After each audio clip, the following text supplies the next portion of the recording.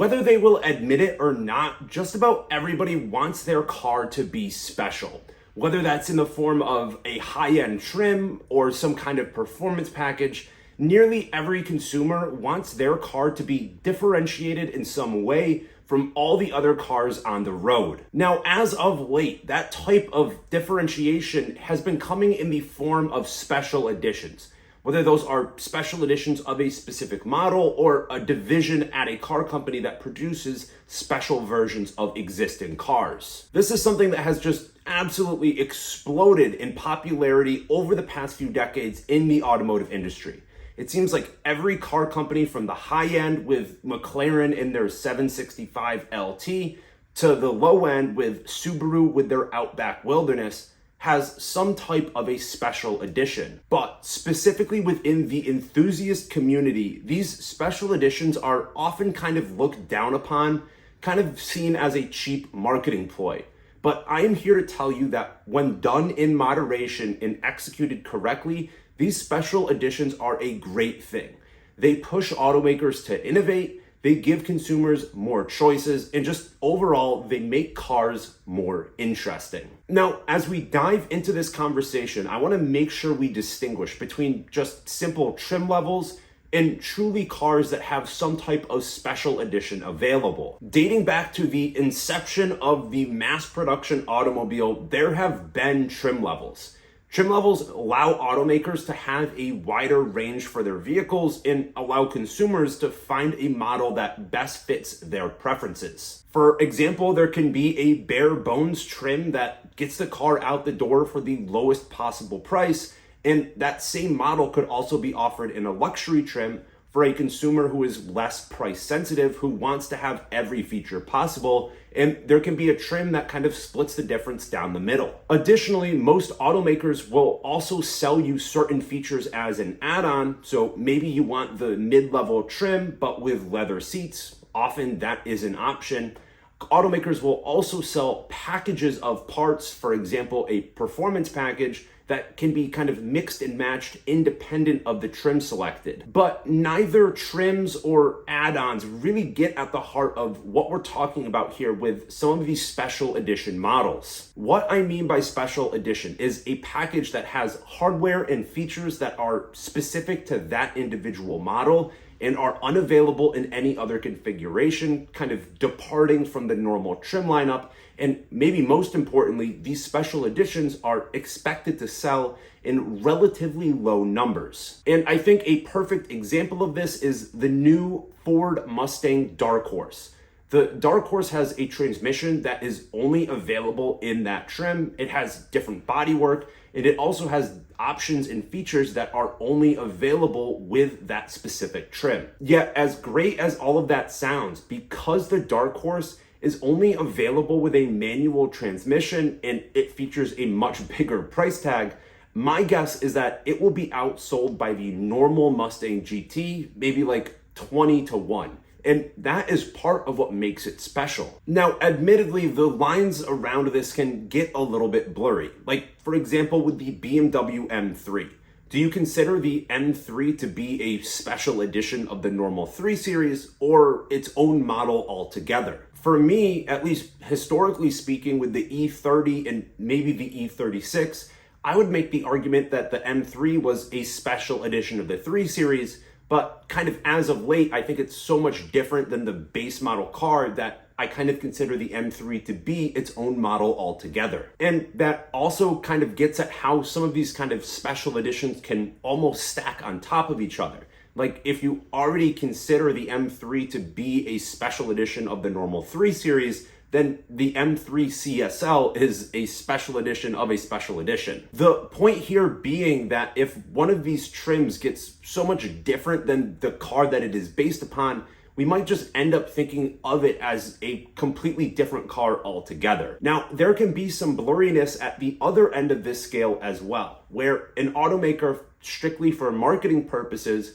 might be trying to convince us that a given model is something special when in reality it just doesn't have the hardware to really differentiate it from the car that it is based on. And again, we can pull another example from the BMW lineup here with the M235i xDrive Gran Coupe. Basically, it uses the same engine as the base car, just with the boost turned up. But outside of that, the broader question is, does it have any other hardware changes that really differentiate it enough from the normal 220i? BMW certainly wants you to think so, which is why they put an M badge on it.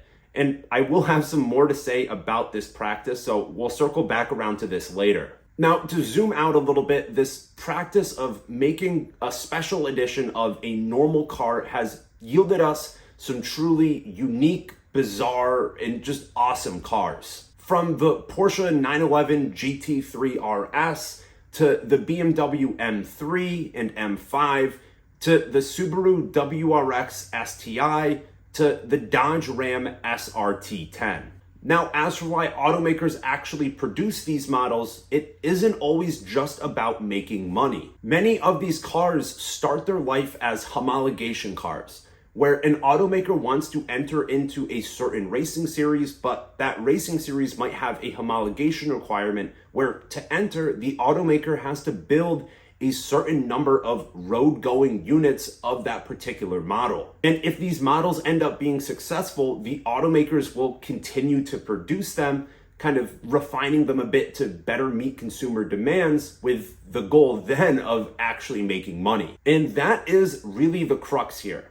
Now, I sometimes think that people in the enthusiast community get confused why automakers make certain decisions, and they end up feeling unheard and frustrated. What we need to remember is people like us that are obsessed with cars are the absolute minority. We are basically an afterthought. Most car companies generate like 95% of their revenue by producing simple people movers that they sell to the masses, with the same goal as any corporation, which is to maximize profit, which actually leads us to why there has been such an uptick in a lot of these special editions as of late. And it's simply that they make the car companies more money. With many of these cars, it's not like the automaker is redesigning the car from the ground up. They are usually adding a little bit of power, maybe slapping on some beefier hardware and making some cosmetic tweaks and basically calling it a day. And as a result of that work, they can charge anywhere from 25 to 50% more for that special model, and they know that people will buy it, or at least the people they need to, because again, these cars aren't really meant to sell in high numbers. Take, for example, the Ford Mustang GT and the Mustang Dark Horse that we talked about earlier. The Mustang GT starts right around $42,000, and the Dark Horse starts right around $60,000. That is a 43% increase in price for a different transmission, some slightly beefier hardware, and some cosmetic changes. At that price, Ford is just printing money. But again, I am not mad about this. By identifying this niche, it allows automakers to provide more special and unique cars and just gives consumers more choices. And for those of us that really do value performance, you are able to pay for it from the factory. Now, to switch gears a little bit, as I mentioned in the intro, the enthusiast community more broadly does tend to kind of look down on automakers when they are coming out with some of these special editions. And usually the cars that they're talking about, it's not the BMW M3 or the Porsche 911 GT3. They're talking about vehicles like that BMW M235i xDrive Gran Coupe, or the Nissan Sentra Midnight Edition. And I don't think that the hate for those types of cars is completely unwarranted. Oftentimes, what automakers are doing when they build these special editions is it's almost like they're building a brand within their brand. And because the automaker's goal is to maximize profit, they have a direct incentive to milk that brand for everything that it is worth. And BMW might be the perfect example of this. The BMW Motorsport division, BMW M, used to hold a lot of prestige.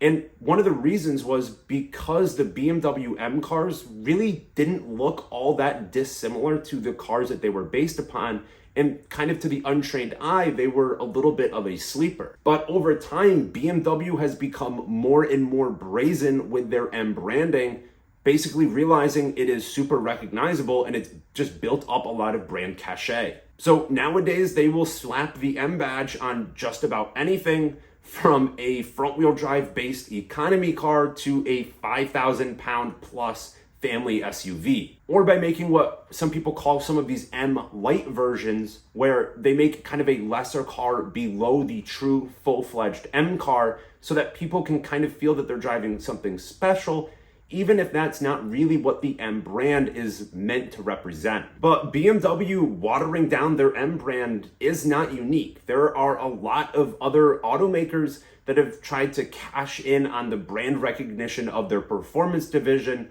like Audi with their S-Line, Subaru with some other STI cars, and Nissan with Nismo. And even still, some automakers won't even do the legwork of building up that brand in the first place, and will simply slap a cool name on a car and maybe make some cosmetic tweaks, and then try to sell it to you with a comparable markup to a vehicle that truly has a unique and special version. And in those cases, I will fully concede that it is a cheap marketing ploy, where an automaker is trying to convince people that you're buying something that is unique and special at a higher price, without actually putting in any of the work to make that vehicle special. But again, with some of the margins that these vehicles have, it's hard to blame the automakers for trying, which is why we've seen such a proliferation of this in recent years. To be clear though, I do think it is a net positive that automakers have become so fixated on producing these special edition models. In the past, it has pushed forward innovation and resulted in some truly unique cars. In the modern day, it's a way for automakers to just give us more choices that are specifically geared towards enthusiasts. But like anything, it is best when it actually seems like the automaker believes in the product itself